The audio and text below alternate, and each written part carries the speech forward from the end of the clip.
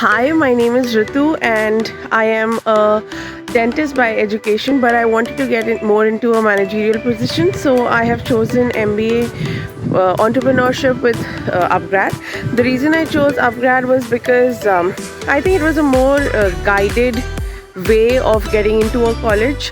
I always had my counselor, that is Mukul Agarwal, at my disposal. He was very prompt with any of my queries post and pre-admission, and of course it does it is offered at a great price, so why wouldn't anyone want to save some bucks?